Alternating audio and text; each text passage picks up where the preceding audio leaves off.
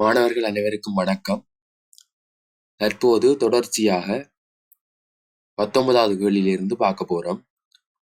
அதாவது உங்களுக்கு நான் 1வது கேள்வியிலிருந்து 9வது கேள்வி மட்டும் ஒரு வீடியோ, பிறகு 10வது கேள்வியிலிருந்து 18வது கேள்வி மட்டும் ஒரு வீடியோ நேற்றைக்கு முதல் நாளும் அப்லோட் செய்யப்பட்டிருக்கு.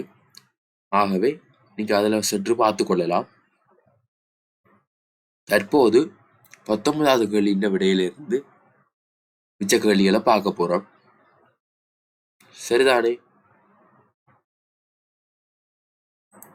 19வது கேள்வி என்ன சொல்லுதென்றால், பாத்திரங்கள் ஏயில் 500 மில்லிலிட்டர் நீரும், பியில் 375 மில்லிலிட்டர் நீரும், சியில் 475 மில்லிலிட்டர் நீரும் உள்ளது.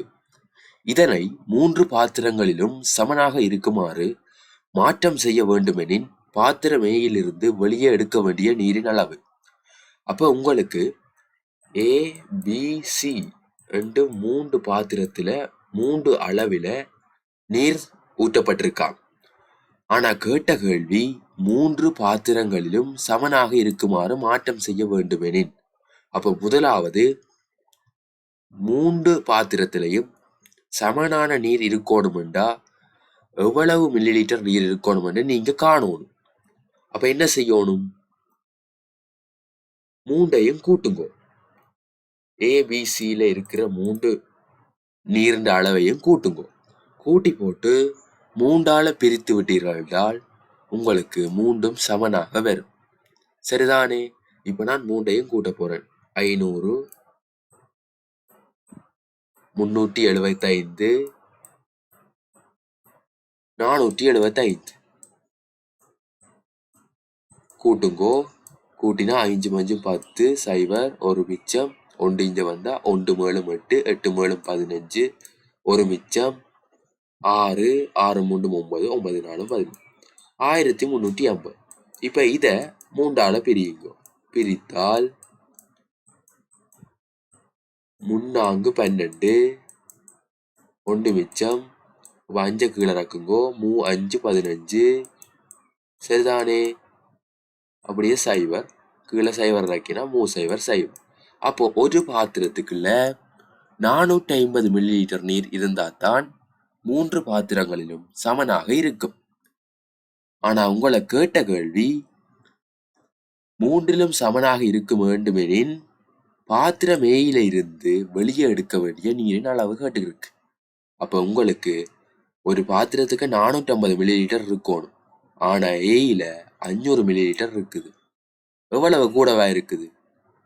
500ல இருந்து 450 போனா 50 மில்லிலிட்டர். ஆகவே வெளியே எடுக்க வேண்டிய நீரின் அளவு 50 மில்லிலிட்டர். இந்த கேள்வியில உங்களுக்கு தெரிய வேண்டியது,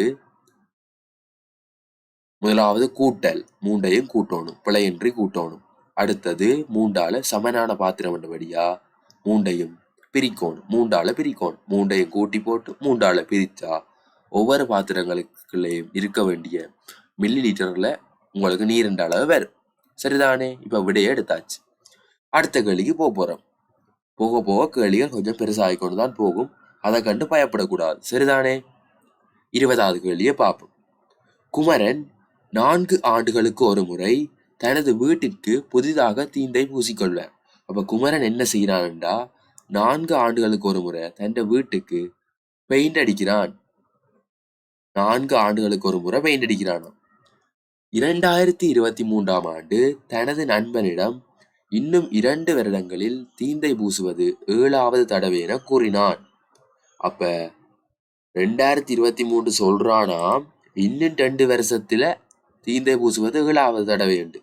அப்ப நீங்க 7வது தடவை எத்தனையாவது வருஷம் கண்டுபிடிங்க. எத்தனையாம் ஆண்டு 7வது தடவை வரும்? 2023ஆம் ஆண்டு சொல்லுறார், இன்னும் 2 வருடங்களில். அப்ப 2023ஓட 2 வருடத்தை கூட்டினா 2025 தான் 7வது தடவை. இப்ப உங்களுக்கு கேட்ட கேள்வி, அவர் 5வது தடவை வீட்டிற்கு தீந்தை பூசிய ஆண்டு கேட்டிருக்கு. அப்ப என்ன செய்யணும்? ஆனா இங்க பார்க்கணும், 4 ஆண்டுகளுக்கு ஒரு முறைதான் அவர் வீட்டுக்கு புதிதாக தீந்தை பூசுறார். அப்ப நீங்கள் இதில இருந்து ஒவ்வொரு 4 ஆண்டையும் கழிச்சு கழிச்சு பார்த்தீங்கன்னா உங்களுக்கு அவர் 5வது தடவை பூசின வீட்டுக்கு பெயிண்ட் அடிச்சது ஆண்டு வரும். இப்ப 7வது தடவை தெரியும் 2025ஆம் ஆண்டு. அப்ப 4 இதுல இருந்து 4 ஆண்டை கழிச்சா 2021 அவர் 6வது தடவை. அதே மாதிரி 5வது தடவை கேட்டது இன்னும் 4 வருடங்களை கழிப்போம். 2021 இருந்து 4 வருடங்கள் போனா 2017. சரிதானே? இந்த கேள்விக்கு சரியான விடை 2017. சரிதானே மாணவர்களே? முதலாவது என்ன செய்யணும்? 2023ஆம் ஆண்டு தனது நண்பனிடம் இன்னும் 2 வருடங்கள் தீந்தை பூசுவது 7வது தடவை என கூறினார். இதுதான் இங்க மிகவும் முக்கியமான தரவு. இத பிழையா எடுத்தா உங்களுக்கு விடையும் பிழையா வரும். சரிதானே? சரிதானே மாணவர்களே? அடுத்த கேள்விக்கு போறோம். மிகவும் இலகுவான பேப்பர். நீங்க நேரத்துக்குள்ள உங்களுக்கு தெரிஞ்சிருக்க வேண்டியது அதிவேக கூட்டல், அதிவேக பெருக்கல், அதிவேக பிரித்தல். இதை தவிர வேற ஒன்றும் இல்லை. அதை விட கேள்வியில இருக்கிற தரவை எடுத்தீங்கன்னா சரி. சரிதானே? இப்படித்தான் உங்களுக்கு பயனிலையும் வரும். ஆகவே பயப்படக்கூடாது. அடுத்த கேள்வி, பண்ணை ஒன்றில் ஆடுகளும் கோழிகளுமாக 60 இருக்கா. 60 உள்ளன. அங்குள்ள ஆடுகளின் கால்களின் மொத்த எண்ணிக்கையும் கோழிகளின் கால்களின் மொத்த எண்ணிக்கையும் ஒன்றிற்கொன்று சமனாகும் எனின் அங்குள்ள கோழிகள் எத்தனை? அப்ப இங்க நீங்க கவனிக்கணும். ஆட்டுக்கு எத்தனை கால்? 4 கால். கோழிக்கு 2 கால். ஆனா இங்க சொல்லி இருக்கு அங்குள்ள ஆடுகளின் கால்களின் மொத்த எண்ணிக்கையும் கோழிகளின் கால்களின் மொத்த எண்ணிக்கையும் ஒன்றிற்கொன்று சமனா. அப்ப ஆட்டுக்கு 4 கால், கோழிக்கு 2 கால். நீங்க இதுல கவனிக்கணும். ஆடுகளின் எண்ணிக்கையை போல கோழிகளின் எண்ணிக்கை 2 மடங்கா இருந்தால்தான் கால்கள் 2ம் சமனாக வரும். ஏன்?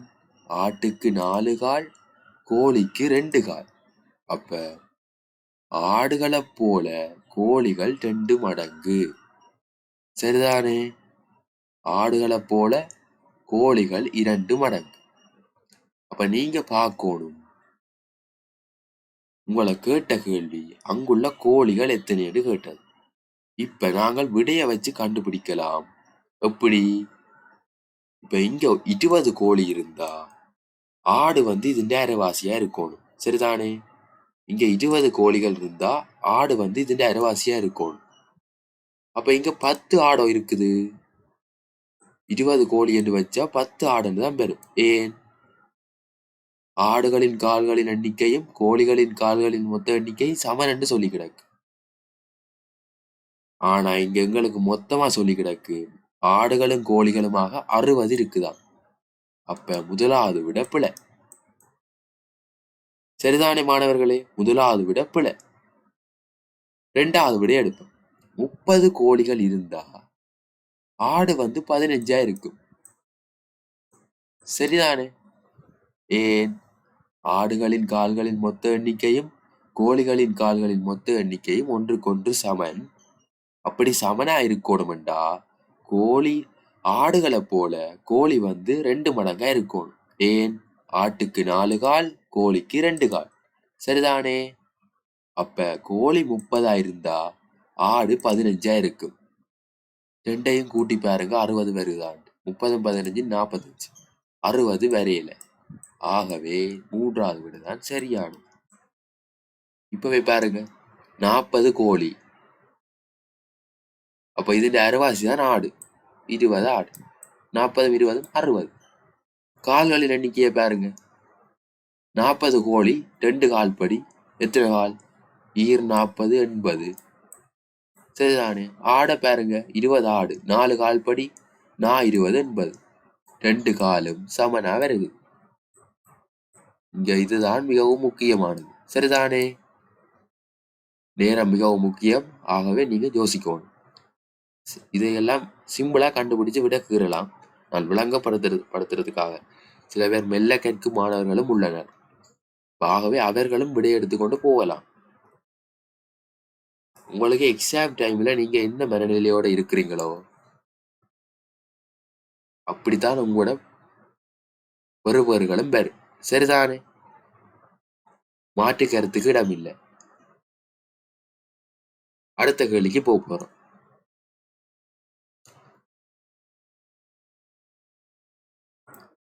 22வது கேள்வி. எல்லாரும் இந்த கேள்வியை பார்த்தோன்னே ஏதோ தலையெல்லாம் விட்டுச்சு, தலையை சுத்தி விழுந்திருப்பீங்க. ஆனா இந்த கேள்வியில அப்படி ஒன்றுமே இல்லை. வந்தியா இருக்குது. சில பேர் கேள்வியே 2 தரம் வாசிச்சு எக்ஸாம் முடிஞ்சிருக்கு. அப்படி குழப்புற மாதிரி கேள்வி போட்டிருக்கிறாங்களா? இல்ல, அப்படி ஒன்றும் இல்லை. நான் சொல்ல போறத வடிவா கவனிங்கோ, இடையில நிறுத்தாம கவனிக்கணும். நல்ல கேள்வி, கேள்வி பெருசு, விடையான ஒன்றுமே இல்லை. விடையை கண்டுபிடிக்கிறதும் ஈஸியா போகுது. பாருங்க, நான் சொல்லித்தார். இது ஒரு விளையாட்டு செயல்முறை ஆகும். அருகே உள்ள உருவில் உள்ளவாறு ஒவ்வொரு மாணவர்களுக்கும் குறித்தவாறு ஆங்கில எழுத்துக்கள் கொண்டதான உரு வழங்கப்பட்டது. சரி, ஒரு வட்டத்துல உருவத்துல ஒவ்வொருத்தருக்கும் ஆங்கில எழுத்து கொடுக்கப்பட்டிருக்கு. அவர்கள் முதலாவது தடவை ஒலி எழுப்பும் போது எதிர்பக்கத்திற்கு ஆங்கில எழுத்துக்களை இடம் மாற்ற வேண்டும். அப்ப முதலாவது தடவை ஒலி எழுப்பினா எதிர்பக்கம், எதிர்பக்கம் வேண்டா இது இப்படி இந்த திசையில, சரிதானே? ஏ இங்க இருக்கண்டா முதலாவது தடவை ஒலி எழுப்பினா சி இருக்கிற இடத்துக்கு வரணும், சி ஏ இருக்கிற இடத்துக்கு போகணும், சரிதானே? அப்படி எந்த எழுத்தும் எங்கேயும் போகலாம், சரிதானே? எந்த எழுத்தும் அதுக்கு எதிராக உள்ள இடத்துக்கு போகலாம். அடுத்தது இரண்டாவது தடவை ஒலி எழுப்பும் போது வலஞ்சொலியாக உள்ள பக்கத்திற்கு இடம் மாற்ற வேண்டும். முதலாவது இப்படி மாறிட்டு முதலாவது ஒலி எழுப்பேக்க எதிர்பக்கத்துக்கு வந்துட்டு இரண்டாவது தடவை ஒலி எழுப்பும் போது வலஞ்சொலியா போகணுமா, வலஞ்சொலியா உள்ள பக்கத்துல போகணும், சரிதானே? எல்லாருக்கும் முதலாவது வலஞ்சொலி இடஞ்சொலி தெரியுமா? நான் இங்க வலஞ்சொலி தான் முக்கியம் என்றபடியா மணிக்கூட்டு திசை தான் வலஞ்சொலி திசை. அதாவது மணிக்கூடு சுத்துற பகுதி இருக்குதானே, மணிக்கூடு எந்த வளத்துல சுத்துது அதுதான் வலஞ்சொலி திசை. நீங்கள் வலஞ்சொலி என்றோன்னு உங்களுக்கு பேப்பர்ல இருக்கிற வலப்பக்கம் பாத்துடாதீங்க. வலஞ்சொலி என்றது இப்படி, நான் இதுல கீறி காட்டுறேன் பாருங்க, அம்புக்குறி எப்படி போகுதுன்னு பாருங்க, இதுதான் வலஞ்சொலி, சரிதானே? சரி, மேலும் ஒழுங்கில் இரண்டாவது தடவை மணி ஒலித்த பின் ஆங்கில எழுத்துக்கள் இருக்கும் ஒழுங்கை காட்டும் விடை. அப்ப இதுல உங்களுக்கு பாருங்க, 3 விடையிலையும் எழுத்துகள் ஒரே மாதிரி இல்லை, குழம்ப தேவையில்லை. எனக்குண்டா ஒரு எழுத்தை பார்த்தாலே விடையை கண்டுபிடிக்கலாம் போல இருக்குது. எந்த ஒரு எழுத்து எடுத்தாலும் விடையை கண்டுபிடிக்கலாம். நான் ஏ எடுக்கட்டா? ஏ எடுக்கிறேன். முதலாவது தடவை ஒலி எழுப்பேக்க ஏ சி இந்த பக்கம் வந்துட்டுது. அப்ப இதுல ஏ, இதுல சி, சரிதானே? இப்ப 2வது தடவை ஒலி எழுப்பின பிறகுதான் கேட்டது கேள்வி. 2வது தடவை மணி ஒலித்தபின் ஆங்கில எழுத்துக்கள் இருக்கும் ஒழுங்கு. அப்ப 2வது தடவை ஒலி எழுப்பிக்க எல்லாம் வலஞ்சொலி திசையில அசையுது. வலஞ்சொலி சுழியாக உள்ள பக்கத்துக்கு இடம் மாறுதான். அப்ப ஏ எங்க வரணும்? ஏ வந்து ஜி இருக்கிற இடத்துக்கு வரணும். இப்ப விடையில பாருங்க, இந்த இடத்துல ஜி இருந்த இடத்துல ஏ இருக்கிற விடை எது? முதலாவது விடையில இல்ல, எஃப் இருக்கு. 2வது விடையில சி இருக்கு, இல்ல. 3வது விடையில ஏ இருக்கு. சரி, 3வது விடை தான் சரியான. சரிதானே மாணவர்களே? கேள்வி என்னதான் பந்தியா போட்டாலும் அங்க ஒன்றுமே இல்லை. இதை நீங்க புரிஞ்சு கொள்ளணும். நிறைய பேர் இந்த கேள்விக்கு சும்மா இருந்தார்கள், நிறைய பேர் இருப்பீங்க, எனக்கு தெரியும். ஏன் சொல்லுங்க பாப்போம்? கேள்விய பந்தியா பார்த்தா நீங்க யோசிக்கலாம், இதை வாசிச்சு கொண்டுண்டா 2-3 கேள்வியில நேரத்தை எடுக்குமெண்டு. ஆனா ஒரு தடவையில வாசிச்சு விளங்கி கொண்டு போனீங்கண்டா கேள்வி அங்க ஒன்றுமே இல்லை, அதை விட விடையும் ஈஸியா எடுக்கலாம். இவ்வளவு எழுத்த போட்டு குழப்பவும் தேவையில்லை. பாத்தீங்களா? சரிதானே மாணவர்களே? தொடர்ச்சியா இப்படியான கேள்விகளை தான் நாங்க செய்ய போறோம். உங்களுக்கு பயமே வரக்கூடாது. கடந்த 2 பாஸ் பேப்பர் எடுத்து பாத்தீங்கன்னா, கடந்த கால வினாத்தாள் எடுத்து பாத்தீங்கன்னா உங்களுக்கு தெரியும், கூட இப்படி பந்தி கேள்வி, ஆனா அதுக்குள்ள ஒன்றுமே இருக்காது. சரிதானே? பாப்போம், அடுத்ததை பாப்போம். 23வது.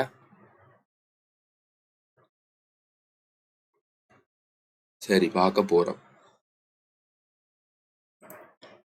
யாழ்ப்பாணத்தில் இருந்து கொழும்பை நோக்கி பேருந்து ஒன்று செல்கின்றது. சரிதானே? பேருந்தில் உள்ள ஆண்களின் எண்ணிக்கை அதில் உள்ள பெண்களின் எண்ணிக்கையிலும் அரைவாசி ஆகும். சரியோ? அப்ப நீங்க இதுல முதலாவது குறிக்கோணும், பெண்கள் 2 மடங்குண்டா ஆண்கள் எத்தனை மடங்கு? 1 மடங்கு. ஏன்?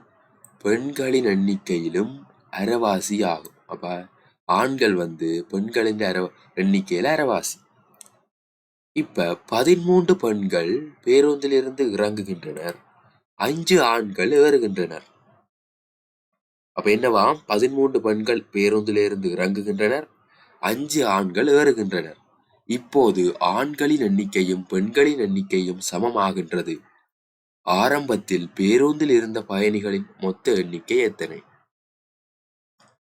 அப்ப இங்க பாருங்க, உங்களுக்கு தெரியும் பேருந்துல ஆண்களின் எண்ணிக்கை பெண்களின் எண்ணிக்கையிலும் அரைவாசி. அப்ப பெண்கள் 2 பங்குண்டா ஆண்கள் 1 பங்கு. மொத்த பங்கு எத்தனை? 2 பங்கும் 1 பங்கும் 3 பங்கு. அப்ப நீங்க பார்க்கணும், பேருந்துல மொத்தமா இருந்தாக்கள் ஆரம்பத்தில் இருந்த பயணிகளின் மொத்த எண்ணிக்கை 3 பங்கா இருக்கணும். அதாவது 3ஆல பிரிபடக்கூடியதா இருக்கணும்.